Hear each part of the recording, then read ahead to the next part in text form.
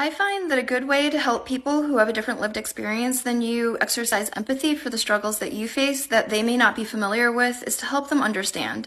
And I was hoping that you could help me understand what anti-white racism looks like. Can you tell me about how you don't know where your ancestors came from because they were kidnapped and enslaved? Or how you don't know what languages they spoke, what spiritual practices they had, or what traditional knowledge that should have been your birthright was lost, not because they were allowed to and wanted to assimilate, but because their enslavers or residential schools forced them to assimilate. Can you tell me about how your ancestors had explosives tied to them while they were building the United States railroads, and then as a show of appreciation, they were excluded from society for nearly 60 years? And could you tell me about the hundreds of towns that were destroyed, like the Black towns and China towns and Japan towns, all destroyed by the same demographic? Can you tell me about the children who were unalived because they whistled at a woman or because they floated in a lake a little too far past the segregation line? And can you tell me how it was for your parents and your grandparents to be United States citizens who were put in internment camps on United States soil?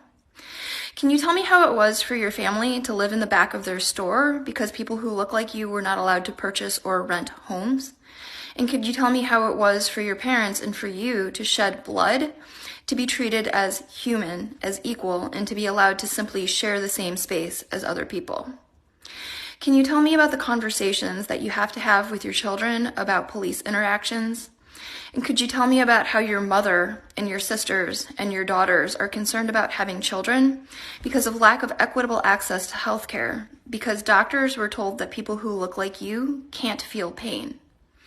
Can you tell me how it feels to know that your ancestors lived here for thousands of years, but when you try to come here, you and your children are put in cages? And can you tell me how it felt when a few years ago, the president entertained having people who look like you expelled from the country again? Can you tell me what anti-white racism looks like beyond having your feelings hurt, feeling uncomfortable, and having your sense of superiority challenged? And when you're done telling me what anti-white racism feels like for you, could you please tell me why you're not fighting to end racism for everybody?